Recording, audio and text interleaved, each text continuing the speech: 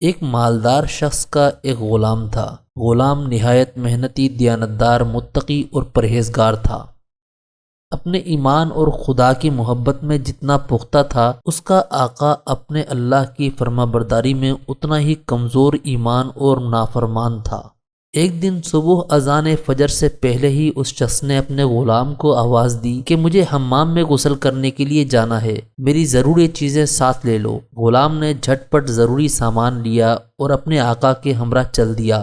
حمام کے نزدیک ہی ایک مسجد میں فجر کی اذان ہوئی۔ غلام نماز کا نہایت پابند تھا۔ اس نے اپنے آقا سے کہا، حضور آپ غسل فرما لیں اور میں فجر کی نماز ادا کر کے آیا۔ آقا نے کہا، ٹھیک ہے، مگر نماز پڑھ کر جلدی آنا۔ غلام نماز ادا کرنے کے لیے مسجد میں چلا گیا اور ادھر اس کا آقا غسل کرنے کے بعد مسجد کے دروازے پر کھڑا ہو کر اس کا انتظار کرنے لگا۔ نماز ادا کرنے کے بعد سارے نمازی آہستہ آہستہ مسجد سے نکلتے گئے اور آخر میں امام صاحب بھی مسجد سے نکل کر چلے گئے، مگر اس شخص کو اپنا غلام نظر نہ آیا۔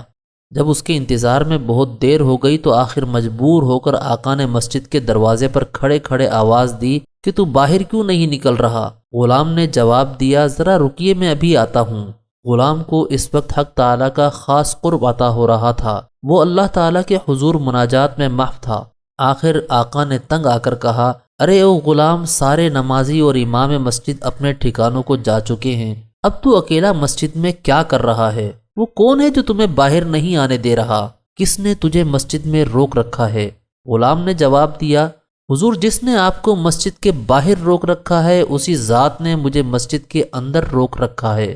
جو آپ کو مسجد کے اندر نہیں آنے دے رہا وہی مجھ کو مسجد سے باہر نہیں جانے دے رہا۔ مولانا رومی فرماتے ہیں کہ اللہ تعالیٰ جسے اپنا بناتے ہیں اس کی یہی آثار و علامات ہوتے ہیں۔ مچھلی کی اصل زندگی پانی میں ہے اور دوسرے جانداروں کی زندگی زمین پر ہے۔ پانی مچھلی کے علاوہ کسی کو کب قبول کر سکتا ہے؟ گمراہی کا تالا بہت مضبوط ہے اور ہدایت کے دروازے کا کھولنے والا اللہ ہے۔ تکبیر اور تدبیر پر ناز کرنے سے یہ راستہ کبھی نہیں کھل سکتا۔ اگر دنیا جہان کا ذرہ ذرہ چابی بن جائے پھر بھی ہدایت کے دروازوں کو ذات کبریا کے سوا کوئی دوسرا نہیں کھول سکتا۔ اللہ تعالیٰ کے حضور شکر گزاری ہی دانائی اور عقل مندی کی دلیل ہے۔